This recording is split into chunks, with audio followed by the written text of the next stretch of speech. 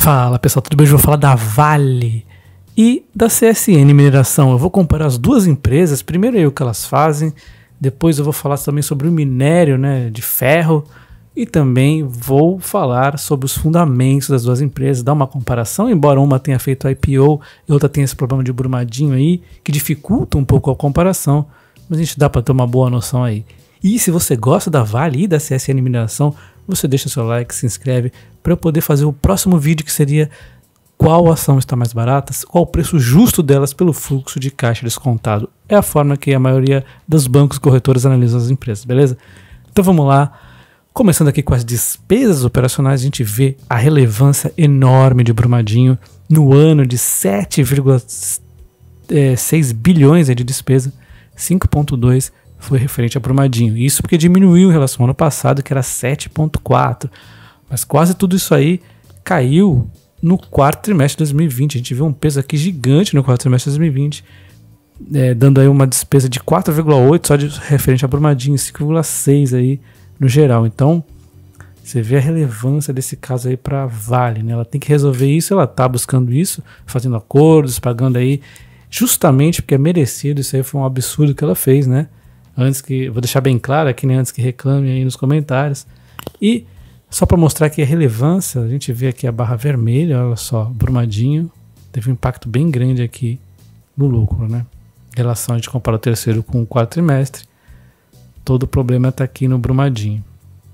E o plano aí da empresa para desembolso de provisões de Brumadinho, a gente vê que vai diminuindo ao longo dos anos, já vai dar uma bela diminuída em 2022. Então isso aí eu acho positivo, porque a empresa está sofrendo agora. Então se você investe agora, ela tem esse lado negativo para compensar todo esse boom do minério de ferro lá nas alturas. Então ela tem algo que pode piorar, que é o minério cair o preço, e tem algo que certamente vai melhorar, que é essas provisões aqui. Então dá um certo segurança, pelo menos é essa minha linha de raciocínio, né? Não sei se vocês concordam. E aí, falando em termos de produção, a gente vê que a empresa, em pleno ano de pandemia, ela conseguiu manter aí o minério de ferro quase que em linha de produção, caiu 0,5, e a gente vê que os demais caíram mais, né? O minério de ferro foi muito impulsionado aí pela China, né?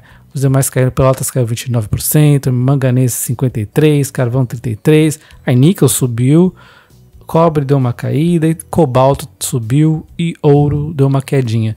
Mas quando a gente vê no trimestre, a gente vê que esse 0,5 negativo do ferro passou para 7,9 positivo, ou seja, a gente já vem numa recuperação com a China aí acelerando ainda os requisitos aí de minério, porque a China, antes mesmo de entrar em crise, ela, na verdade quase sempre, ela está sempre aí investindo em construção civil, é a forma que ela usa aí para crescer, né? Os Estados Unidos vai muito no consumismo, enquanto a China ela vai aí na construção civil. Então, do passado, quando eu investi, sofri com as quedas do minério de ferro, eu acho que a Vale está em melhores lençóis, digamos assim, porque ela depende mais da China do que naquela época, né? Aí falando em metais básicos, a gente vê que a empresa também aumentou bastante, ela foi de 6.161 para 7.170, então deu um salto aí, ou seja, a empresa está investindo bastante também nesses outros tipos de metais que ela fabrica, eu vou mostrar mais para frente, e ela conseguiu até ganhar uma relevância maior. Em 2019 era 16,4, já em 2020 agora é 17,9. E a gente vê que no trimestre acabou dando uma diminuída para o minério de ferro, no último trimestre, né? Porque o minério de ferro deu um salto aí bem grande, né, nos preços. Mesmo assim, a gente vê essa tendência aí de aumentar os metais básicos, e é bem legal isso, porque é um certo tipo de diversificação para a empresa. E o carvão teve aí uma baixa, mas isso aí foi coisas de mercado, né, não opção da empresa. De modo geral, ela saiu de 37,5 bi para 40. Então deu um salto aí. Em termos aí de receita por continente, a gente vê que a América do Norte tem um peso bem menos significativo do que tinha no passado. Em 2020, especificamente, teve 3,2 apenas, em 2019 era 5,9, e no passado, mais para trás, era maior esse peso. Eu acho isso positivo, porque eu prefiro depender da Ásia, já que a China gosta muito aí de impulsionar sua economia com os minérios. Então ela saiu de 64,3% para 71% aí na Ásia, sendo o grande responsável a China, que foi de 48% para 57%. A América do Sul aí responde por 8,2% e respondia em 10,2% aí no ano passado, 2019, né? A Europa manteve, na verdade, aumentou a necessidade, aumentou a receita, porém ela diminuiu o peso aí porque a Ásia aumentou bem mais, né? De modo geral aí, como eu já falei, 37,5% para 40%. E aqui falando em investimentos, a gente vê que ela investe também em minérios ferrosos, né? O maior peso, 54%, mas já desde o ano passado ela vem investindo também bem forte aí nos outros metais básicos. Ela investiu 40% nos metais básicos, o que deu uma certa diminuição dessa vez foi carvão e até energia, mas eu acho legal essa diversificação aqui, investindo bastante aí no níquel, né? CSN Mineração. Agora eu vou falar dessa mineradora que fez aí o IPO recentemente, é uma empresa aí muito grande também, a segunda maior do Brasil de mineração, e ela fez um IPO no momento muito oportuno, né? Ela está aí há muitos anos querendo fazer esse IPO para entrar na bolsa e escolheu justamente os picos do minério de ferro. Ela usou esse IPO basicamente aí para quitar suas dívidas e também fazer caixa. Vamos ver no que ela planeja usar para investir, beleza? Então, vendo aqui em termos do resultado da empresa em vendas de minério de ferro, ela diminuiu de 38,5 a 31,1 em termos de toneladas de ferro. Ela diminuiu principalmente no mercado externo, de 34,8 para 26,9. No mercado interno ela aumentou. Então você vê que é estranho que ela fez um resultado meio diferente da Vale. A Vale não teve essa queda assim, também a Vale conseguiu aumentar no mercado externo. Ela fez ao contrário. Meio estranho, né? E a receita, ela saiu de 9,9 para 12,7, lucro bruto de 5,6 para 7,2 e o EBITDA ajustado de 5,9 para 8,1. Isso aqui se deve muito ao valor do minério de ferro, que aumentou bastante, né? Então a empresa conseguiu usufruir muito bem desse valor maior, porque ela também não tem Brumadinho aí dando uns custos extras para a empresa, né? Então ela consegue aproveitar melhor esses valores do minério, pelo menos neste momento. E aí a diminuição nas vendas em toneladas foi de 19% no ano e o aumento no EBITDA foi de 38%, um aumento legal aí, né? E quando a gente vê em termos de produção, a gente vê que a disponibilidade aí do minério caiu 20%, ela também teve um volume menor de vendas, como eu já falei. Ela também destaca aqui que foi devido a chuvas no período sazonal e restrições temporárias relacionadas à pandemia aí, né? Então, ela está culpando aí as chuvas e a pandemia. Vamos ver se ela está agindo de boa fé e falando a verdade, se não vai ter esses problemas novamente em 2020, que ela tem que 2021. Ela tem que aproveitar este momento aí para vender o máximo possível, né? Estamos aí nos momentos bons aí do minério de ferro. A alavancagem, a gente vê que realmente diminuiu bastante, ela focou nisso aí. E o minério de ferro cai 5% na China, com as restrições do aço e a perspectiva da oferta. Bom, eles estão aí alegando que é por causa aí de medidas mais duras contra a poluição, né, em Tangshan. Mas aí eu não sei se isso aí também pode ser alguma manobra deles para diminuir o valor do minério, porque eles não querem ficar pagando minério alto, né? E aí é lógico que eles têm medo da oferta aqui também, o mercado, porque isso aí afeta a oferta e procura e diminui os preços. Com isso, já deu uma diminuída aqui no preço, mas ainda está em patamares bem altos. Eu ainda acredito que vai manter a bons patamares aí por um bom tempo. Hoje ele está valendo 164, né? Por aí, 150 e poucos. É um preço bem alto. E olha só, a Fitch Ratings, eles avaliaram aí para 2021 um novo preço para 125, então ainda tem uma queda para acontecer em 2021. 2022, 90, olha só a queda. Eles estão em linha aí com o que eu imagino. 2023, 80. Aí já começa a ficar mais pessimista do que eu estava até. 2024, 70. E aí, para longo prazo, 70 para se manter. Então, eles ainda estão mais pessimistas do que eu imaginava uma demanda para 70, cara, diminuiu bastante, menos da metade do que está hoje. Isso para 2024, logo ali, né? E a gente vê aqui como é perigoso sair comprando. Assim, não estou recomendando compra nem venda. Eu gosto muito da Vale, eu tenho comprado até. Aos poucos, eu comprei mais no ano passado mesmo, agora eu estou bem devagarzinho aí. Quando ela tá aí, quando ela dá aquelas maiores quedas. Porque olha só aqui, demorou exatamente no pico. Eu entrei na Bolsa de Valores em 2008, no primeiro semestre de 2008. Não lembro exatamente quando, mas foi bem por aqui, próximo desse pico aqui.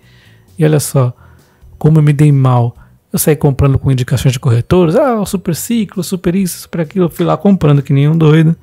E olha só, despencou, cara, mas despencou feio. E aí, sabe quanto tempo demorou para Vale recuperar esse preço? Aqui é o preço da Vale, tá? Porque o minério de ferro, ela comprou o minério de ferro. Quanto tempo demorou para Vale recuperar? De 2008, ela foi até 2017. Isso aí. Se você tivesse comprado a Vale como eu em 2008 e tivesse mantido sem vender nem nada, eu não mantive esse tempo todo, mas se eu tivesse mantido ali sem vender nem nada, ia demorar, olha só, cara, de 2008 até 2017, são 10 anos quase, é muito tempo, né? Muito. E comparando os fundamentos da Vale, da CSN Mineração, a gente já fala aqui que a governança de ambas as empresas é novo mercado, o tag along também é 100% por consequência para ambas as empresas. Em termos de liquidez média diária, ou seja, quanto que as ações são negociadas, aí a Vale é disparada, é a que mais negocia, né? Ela negocia bastante na bolsa. Ela também tem a vantagem por conta disso. Em termos de negociação não vai fazer muita diferença para nós pequenos acionistas, mas é mais assim, se você quiser operar com opções, aí a liquidez da Vale vai ser muito melhor para você fazer diversas operações com opções, mas para comprar ação normal não vai fazer tanta diferença assim, né? E falando em termos de valuation, para ver qual a empresa está mais barata, pelo valor intrínseco de Graham, a gente vê aí que a Aura, vamos comparar aqui também nesses fundamentos todos, a Aura 33, que é uma empresa canadense, a Atom 3, e a BRAP 4 também vai entrar aí na comparação, e nós vemos aqui que a Aura 33 está mais barata aí pela composição do PL e PVP, dando valor intrínseco de Graham bem melhor. A CS Mineração e a Vale estão em preços muito próximos, já que a CS Mineração está com PVP mais esticado, mas no PL tá melhor. A Vale está com PL pior e o PVP tá um PVP melhor. Por quê? Porque o PL da Vale está sendo aí prejudicado pelo caso do Brumadinho, né? E falando aí em dividendos, a Vale fica em primeiro lugar com 6,76 de dividendos, a BRAP em segundo com 3,12. As demais empresas não pagam dividendos. A CS Mineração, ela pretende aí pagar dividendos, mas não temos ainda um pagamento oficial e a gente só acredita quando realmente começar a acontecer para poder mensurar isso aí. Mas a previsão é que ela pague dividendos, mas vamos ver se vai conseguir pagar tanto quanto a Vale promete pagar aí ao longo dos anos, né? E em termos de dívida, realmente todas as empresas estão tranquilas aí no quesito dívida.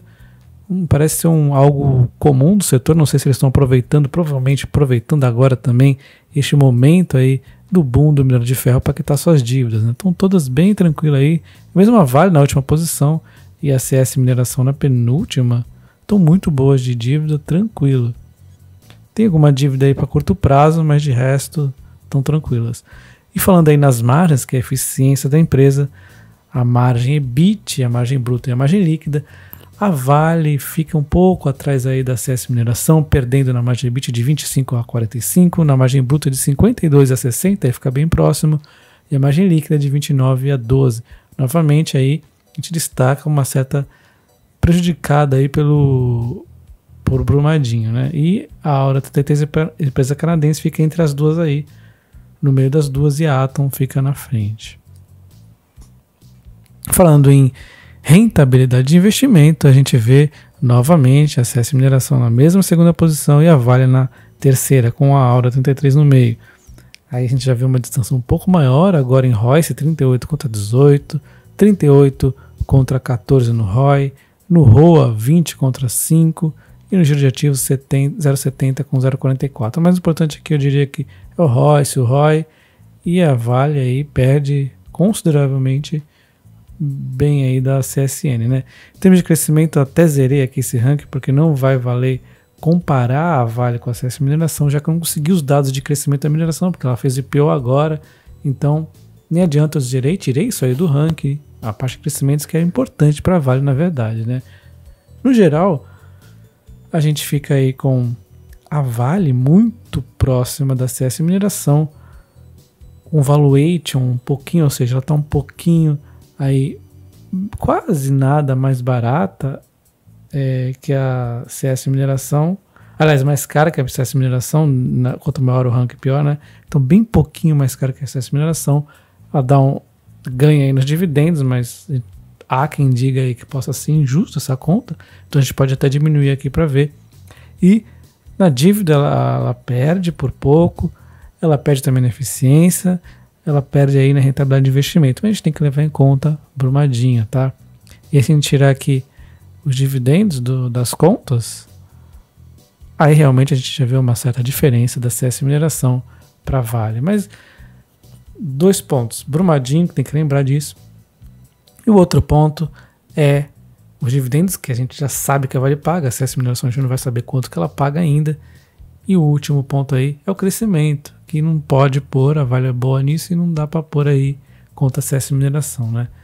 Então, assim, se você dá o like, se inscrever, comentar, fazer todo esse pacote, o vídeo chega a mais pessoas, eu faço a segunda parte, que é o fluxo de caixa descontado, para a gente ver de verdade qual a empresa mais barata, já que está um pouco aí pelo volume de risco de guerra, está muito equiparado, e pelos fundamentos fica meio difícil aí avaliar, dado esse caso aí de Brumadinho, né? Então vamos tentar pelo fluxo de caixa descontado. Um abraço e até o próximo vídeo. Valeu!